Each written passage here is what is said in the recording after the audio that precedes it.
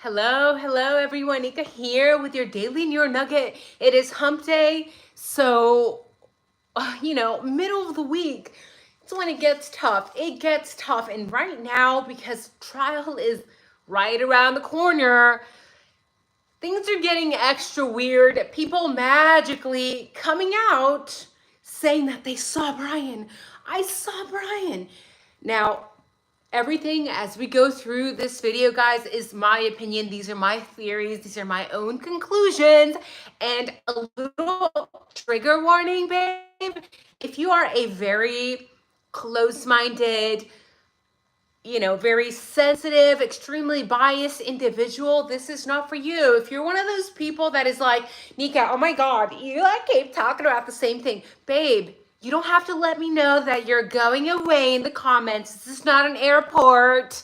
You don't have to announce your departure, babe. So now that we've got that out of the way, we're going to be talking about contradictions. In my opinion, I have just caught this potential confidential informant. By the way, I'm gonna put her name out there, and I don't want to hear, oh my God, Nika, why are you putting her name out there? Oh my God, why would you do that?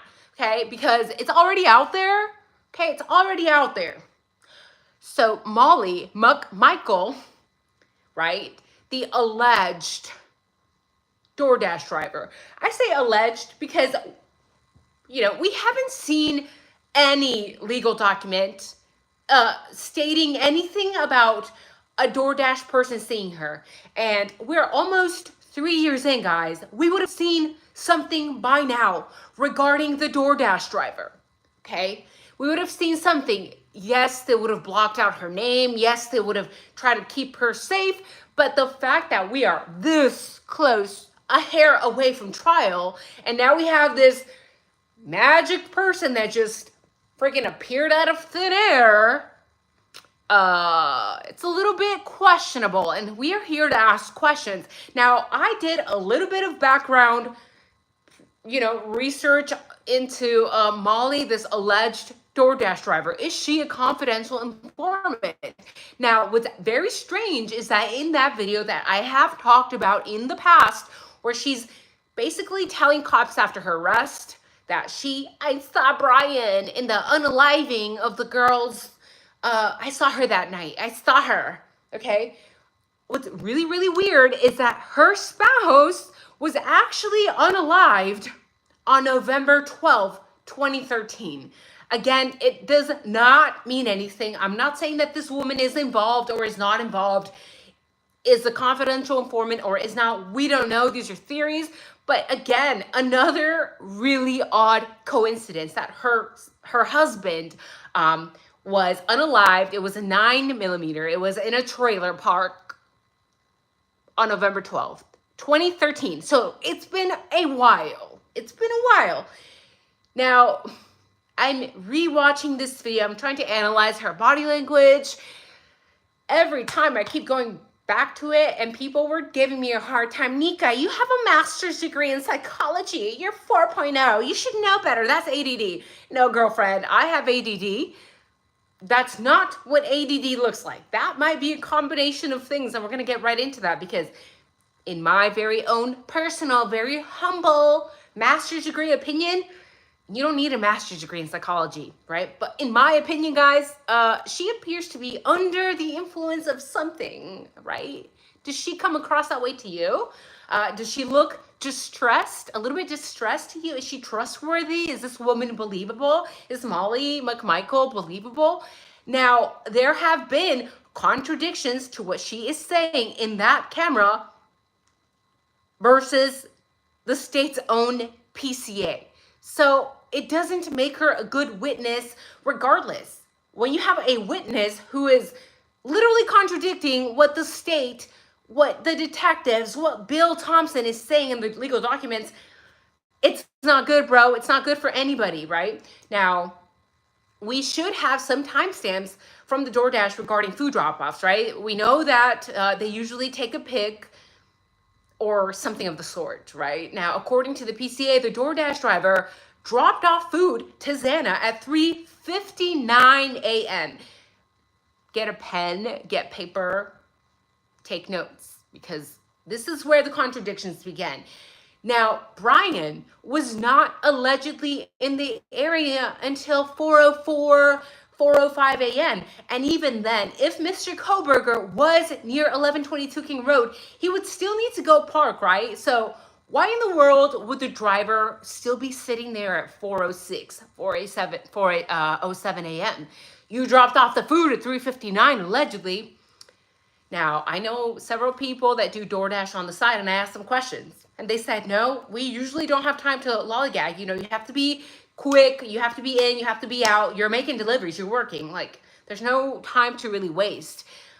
But people have also mentioned that Molly McMichael also allegedly may have a substance abuse issue. Some people have mentioned that she was arrested in the past for rugs. I was not able to confirm that, but let me know if you've been able to confirm that, or if another YouTuber has been able to confirm that. Like, how do we know that she isn't blackmailed to lie? And that she saw Brian only because she was there minutes prior. Just because she could have allegedly been there at 3:59 doesn't mean she was there until 4:06, 4:07, right? And if we dig into her history, she allegedly received a plea 11 agreement, which is very, very suspicious. People wake up. By the way, just so you know, according to Yelp, Jack in the Box was not even open at that time, so I'm not sure we can believe her. Now, there is also the possibility that she is a confidential informant, and if so, it's her life or Brian's life on the line, right? I personally find it very odd that the DoorDasher magically knew his name by then. She's mentioning Brian in the video. No one knew his name until law enforcement had put it out there, right? Now, about her lies, about her contradictions, in my opinion, okay? We see her very distressed in this video. She's all over the place. She's talking about her aches, pains, about her husband who was unalived over a decade ago, babe. Okay, yes, PTSD, but over a decade ago. Now, in my experience of, being in the military, when you find somebody who did something bad, who maybe even potentially broke the law, and they're, maybe caught, they suddenly become very, very helpful. They suddenly tell you all these things that you want to hear. They suddenly start throwing all this shit at you to try to distract you, right? Was she trying to distract us? Why are you talking about your fibromyalgia? Why are you talking about, your husband that was unalived over a decade ago? Sure, it could be PTSD. I'll give her the benefit of the doubt. But then she also makes the remark that her husband was unalived. He caught 9 bullets, is what she's saying. 9 bullets. But then when I look it up, the internet tells me 6. It tells me 6 bullets. Now, 6 bullets versus 9 bullets. I mean, I would feel like if your husband or if my husband got unalived, I would remember the number of bullets that went into his body. But that's just me. Especially if it was that traumatic, you would probably remember, right? Like, again, it's something really odd.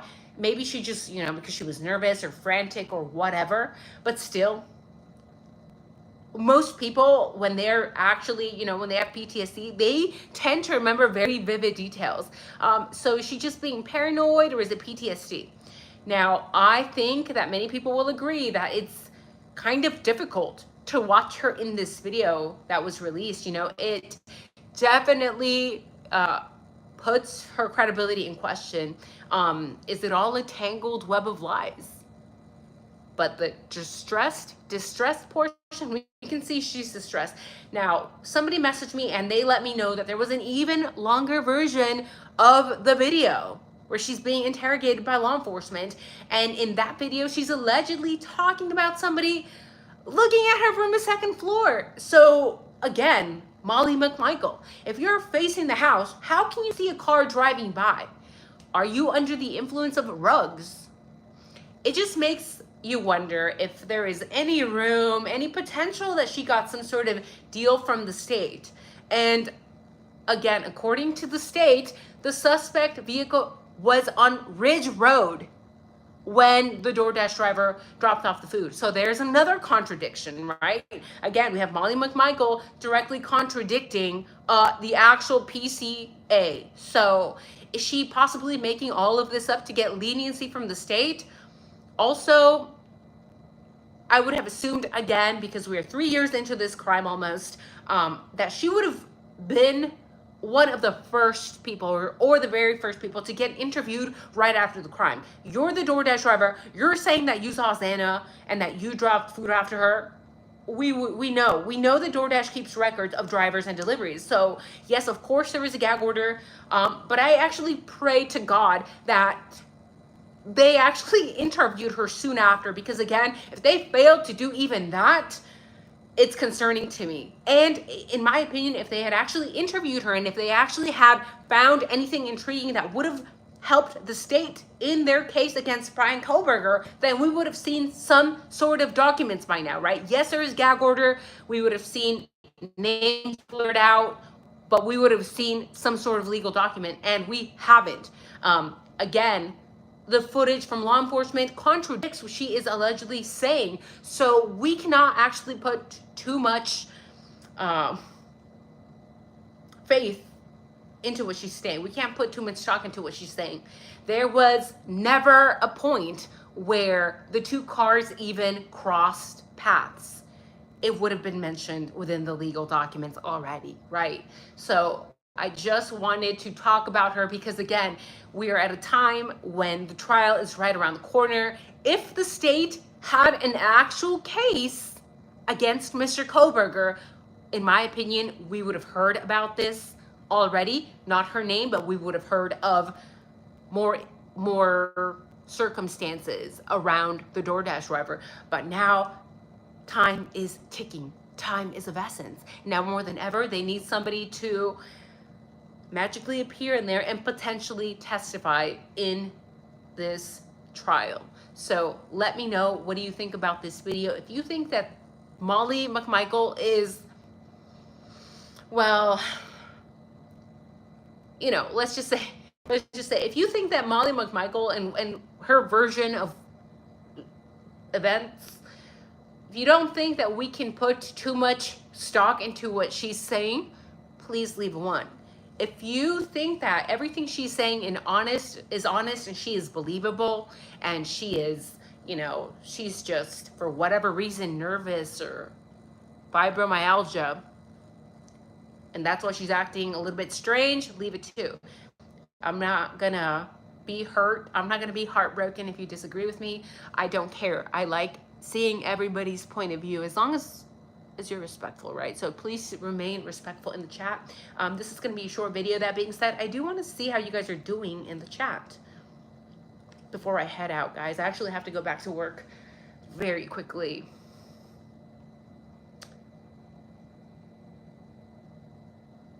But something else. There were rumors in the early days about some confidential informant, and people had speculated maybe it's Mr. Steve G. Maybe it's Brian Kohlberger. Maybe it's, could it be the DoorDash driver? Also, do you think it's a little bit odd that her husband, again, just a coincidence, right? That her husband was unalived on November 12th, 2013. Hello, Emma. Hi, Nadine. Hi, Helen from Ireland. Hello, Suds number 1. Woo. Hello, free prepping. Nobody's saying anything. Not anymore. And actually, it's very strange. I find it very fascinating that after that whole Dateline episode that leaked a lot of information that, you know, is bad, the Gonsalves family has been pretty quiet. Mr. Gonsalves has been pretty quiet, and that's a good thing, right? In my opinion, the parents should remain, you know, keep their ideas, keep their thoughts to themselves, keep their biases to themselves, just like the Kohlberger family has kept their biases to themselves. Hello, Sherry. Hi, Dawn. Hello, Rise. Hi, Amy. Sherry says, I'm calling BS on the DoorDash driver. I think while the cops picked her up, they made a deal with her because they're getting desperate. I could not agree more. If They look online, they see most of us figured it out. Exactly. Um, we're not low IQ individuals up in this channel. We're not. We can't be easily manipulated here. We can literally see, I don't know what it is about my channel. Maybe it's probably my personality, but like, I attract people that can see through the BS, right? Like, that is surprisingly a rare quality. We are the few, the proud, the unbullshitted. I don't know. Sud says the defense needs to get a warrant to pull information from DD to confirm or deny. Yeah, by the way, we don't actually even know. We don't have any confirmation to even know at this point that she's actually the Doordash driver. She could have just been out of her damn mind, just spewing nonsense the whole time. We don't know. She could have been under the influence of illicit substances in that video. We don't know. People say silly things under pressure, under tension. In fact, even there's been people who give false confessions. So until we have proof, we don't even know if she's the actual Doordash driver. That being said, have you guys paid attention? Because I have, and all of the channels are like, there is a second eyewitness that saw Mr. Kohlberger, right? We know all those big channels are running with that because that gets clicks, that gets views. And the majority of people are sheep, and they're gonna run with that. They will see that headline, second eyewitness, and that will be magically, very quickly engraved into their mind, and they won't question it, unfortunately, right? Nadine says the fact that she also doesn't give any direct eye contact says a lot. I'm not so concerned about the lack of eye contact because, again, that could be a lot of things. That's just my opinion. That could be autism, that could be nervousness, that could be whatever. But we can't just pull apart one behavior. We can't just pull apart the lack of eye contact. We have to look at everything. We have to look at her body language. We have to look at her lies. You can't remember how many bullets were in your husband, you know? And we have to look at her past. Has she been arrested in the past for what? Does she have a record? If she does, what kind of record does she have? Right? How old is she? I have no idea, Sherry. I would assume in her 40s, late 40s, maybe 50s.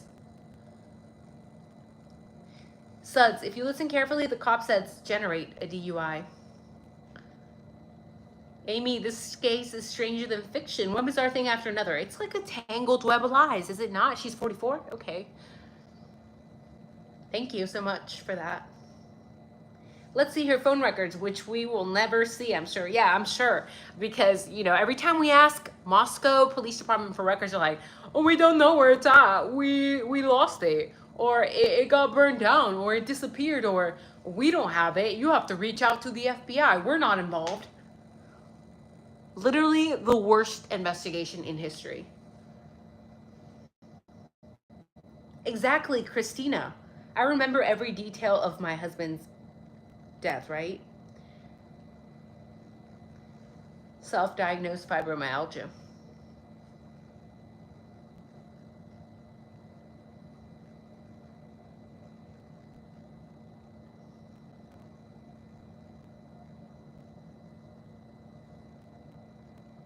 Either way, guys, let me know if you enjoyed this video. Let me know, is it possible that this woman is a confidential informant? Is she getting leniency?